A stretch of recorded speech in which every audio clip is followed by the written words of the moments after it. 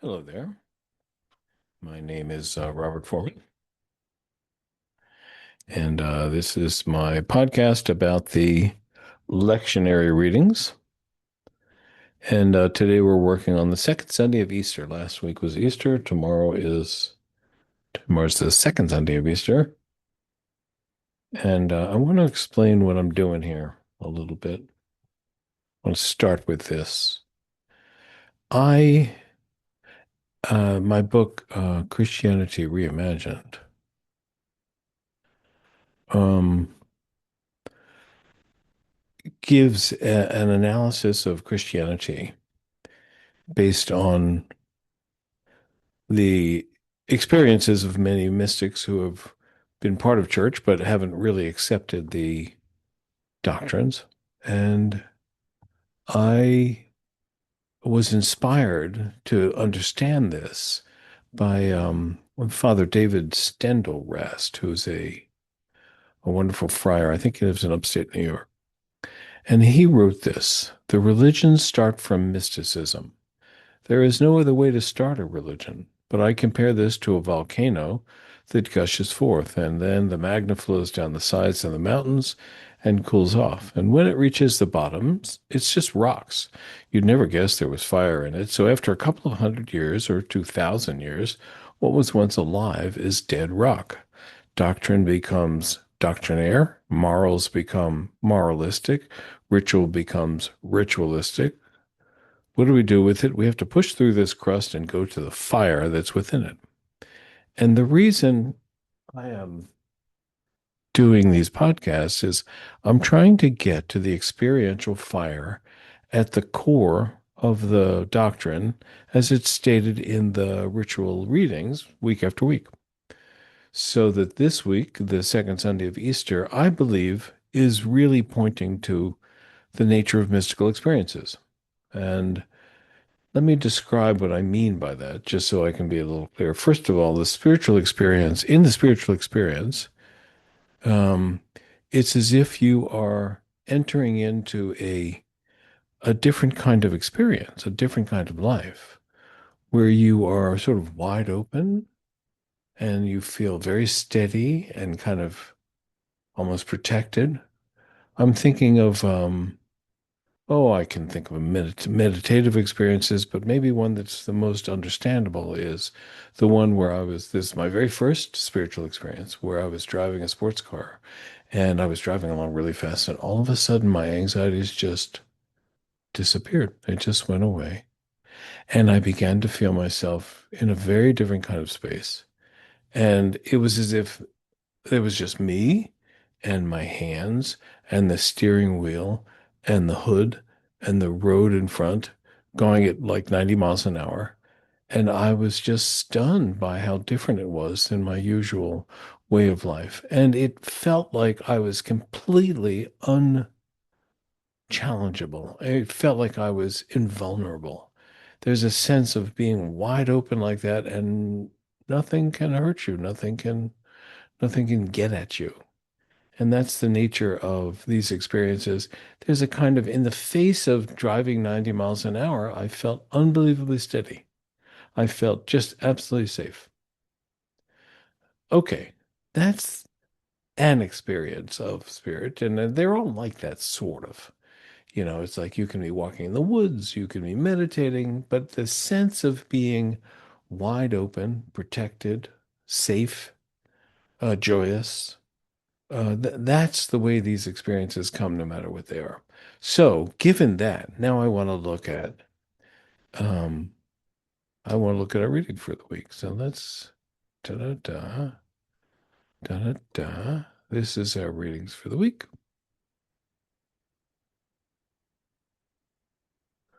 All right. Now the readings for this week are Psalm 16, Peter 1 through 3, and then Acts, something in Acts. But I'm going to be focusing on the Psalm. And the reason I want to focus on the Psalm mostly is that the reading from Acts almost is a direct quote. It's pretty close to being a direct quote from the Psalm. And so whoever put these readings together did a good job of seeing that that was really about this psalm. And I think the epistle from Peter, First Peter, also is pointing at this kind of at this psalm. Okay, so let's take a squint at this. Protect me, O God, for I take refuge in you.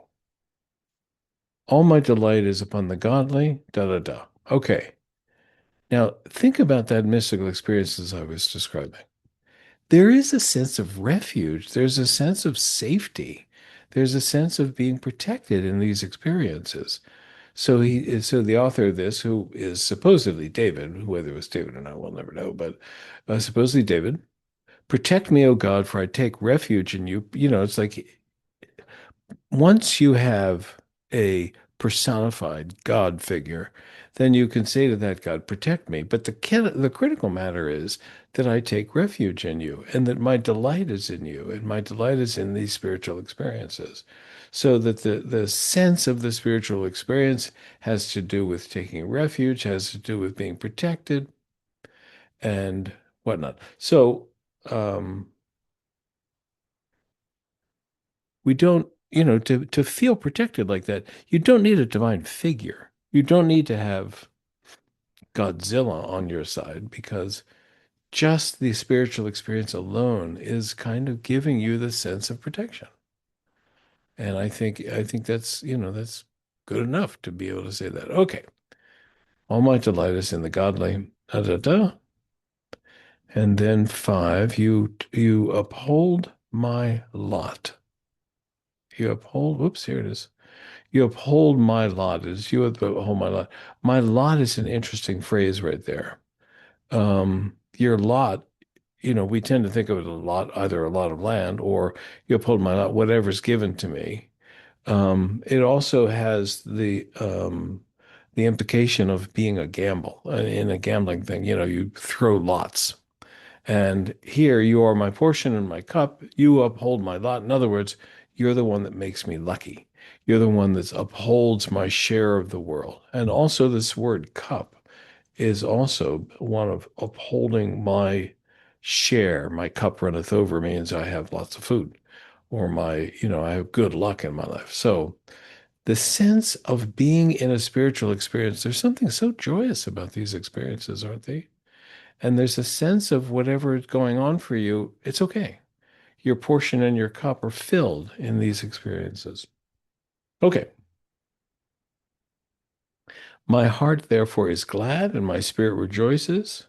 Again, we have a sense of joyousness. When I was driving that car for those few minutes or a few seconds, whatever it was just utterly joyous, utterly sort of like the sense was I was easy. I was happy. I was just driving the car and it was glorious. And so that the sense of your spirit rejoicing, I think, is part of what happens in these experiences, that your spirit rejoices and you have a life of fullness of joy.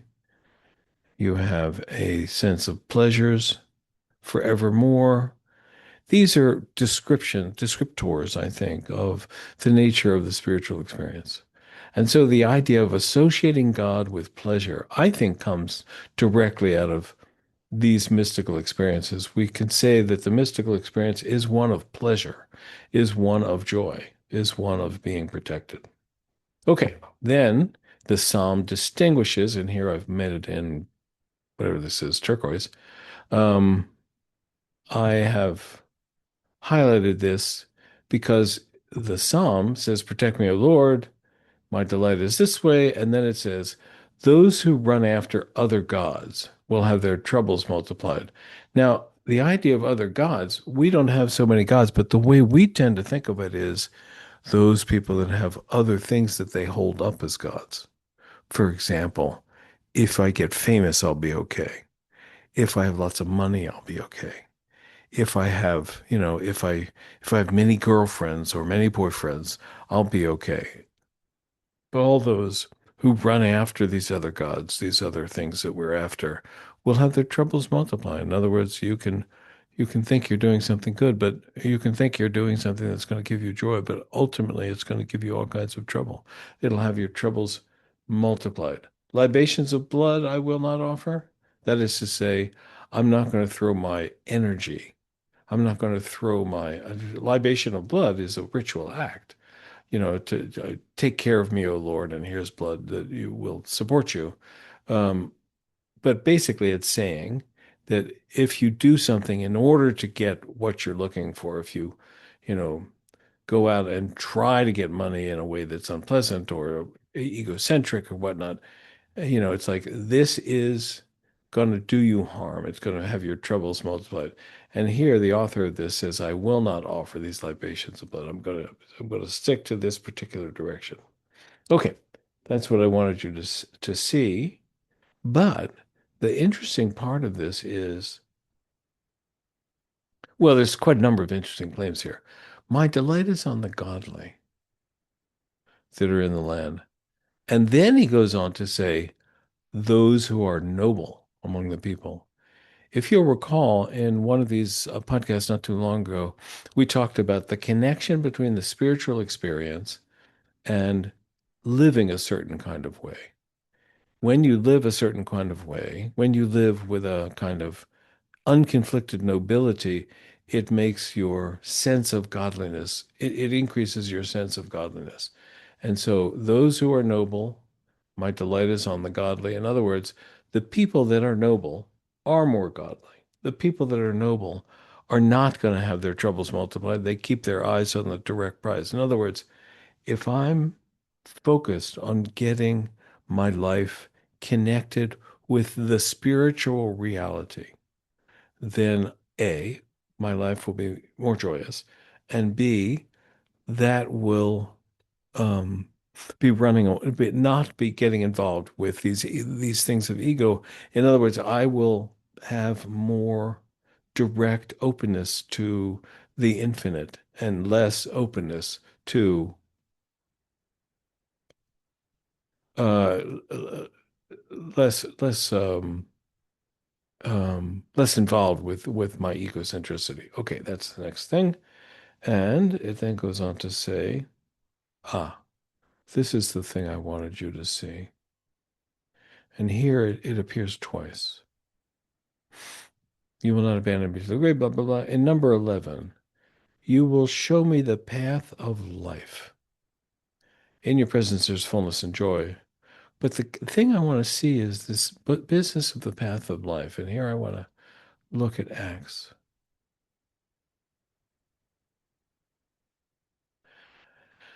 And this is a translation of the same one. This is whoever wrote the Acts, which we think is Peter, actually. You have made known to me the ways of life. That's the thing that I'm struck with. And here I'm thinking about the fact that this connection between acting nobly and finding the joyousness of the infinite, acting nobly and experiencing the godly, acting nobly and and rejoicing in your spirit. The reason I think this is so interesting is this is the path of life. This isn't just a path that I personally like. I mean, it is one that I happen to like, but it's not a path that I personally have designed, not a path that I personally like. Rather, this is built into the nature of life. If you act nobly, you will be godly. You know, if you act nobly, you will find the fullness of joy. If you act nobly, your spirit will rejoice and you will be glad. That's the thing that's so interesting. The claim is this is not something that I for one have cooked up or we as individuals have cooked up. Rather, this is the way of life. This is the way things are. It's built into the nature of reality. And in that sense, I think it's important to recognize that this is the nature of who we are, the nature of reality. Notice it says in the epistle that this is It's talking about the resurrection of Jesus. But if you'll recall, the way I tend to think about this is Jesus is a emblem, a model of the enlightened life, of the life that's connected with spirit. So if we think about it that way, then the inheritance of that is imperishable, undefiled, unfading. It's describing the nature of these spiritual experiences. And the nature of the spiritual experiences are built into the path of life. They're built into the nature of life. They are the path that we need to take. And so the readings here are telling us something about this is the nature of reality that we need to be on. And that to be on this is not just something that's in our culture, not just something that's individual, but rather this is something that is built into the nature of things. Then it goes on to one more thing. Notice here, number 10. It's saying, you will not abandon me to the grave. You will not let your Holy One, that'll be Jesus again, or that'll be, that's, I think, from David. You'll not let David or whoever is reading this see the pit. In other words, you will not go to hell, the pit being hell. And you will not abandon me to the grave. Of course, whoever wrote this died. And so the author of this is not saying, I won't die. Rather, that the sense of it is the nature of reality that connects joy with the spiritual, with contacting the spiritual reality. The nature of life that recognizes that the spiritual reality, the joy, and the nobility of action are all put together. They all come together as one enormous a sense of what is right. This is built into the nature of reality, and it goes the grave. It goes past the pit. In other words, you're not going to go to hell. This transcends death. The claim of Christianity is that Jesus transcended death, went beyond death, and therefore we can all go beyond death. Or his going beyond death has made it possible for us to go past death. And I think, frankly, that's true in a funny way. What's true about it is if you know the spiritual reality, if you have your experience in the car, driving the car, and all of a sudden you enter into this space or this way of being that is no longer caught up in your anxieties and no longer caught up in your worries about the world, but rather is just fully there, unanxious, undepressed, unbothered by the world. If you get into a space like that, you're in a space that itself will transcend death. Not that you won't die, but rather that this way of being in the world will transcend death. Okay, I think that's giving you a sense of what I wanted to say here. And then on to the Acts.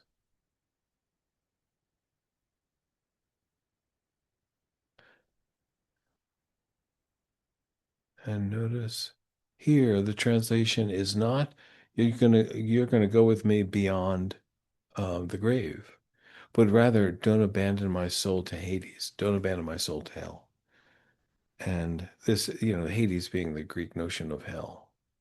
And so it's like, this is not going to abandon, I'm not, if I'm in one of these spiritual experiences, if I have a connection to the spiritual reality, then I will not go to hell. This transcends hell. It transcends death and brings me gladness.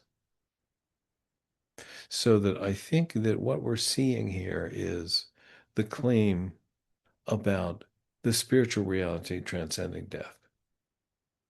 And when Jesus, the people that saw Jesus saw a man that they thought had transcended death, or they claimed to have transcended death. I think we can all do it in a funny way. I think we can all transcend death if we live in this spiritual reality. And I think as a result of that, we need to find our way into the spiritual reality and thus transcend death. And as we do that, we're coming into the true way of life. We're coming into the nature of life, the nature of this spiritual reality.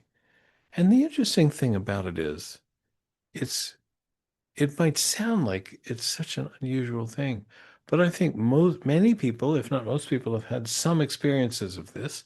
Many people, if not most people, have recognized that they too have had moments in which they're not anxious about anything. They're just fully present. They're fully awake and they're not worried. And they have a sense that in those experiences, you have a sense of being in something that transcends life and death, that goes beyond life and death. And in that sense, I think this is something worth pursuing. To bring this full circle, I want you to see that the idea that is at the center of the book is that, um, as Stendhal Rast puts it, we can assume that all of religious texts begin in the mystical, begin with spiritual experiences. And those spiritual experiences bring joy. Those spiritual experiences bring something that transcends time and life and death. And that is what we see here in this particular set of readings. And I look forward to talking to you next week. I'm finding this kind of interesting to do. Goodbye, and thank you for listening.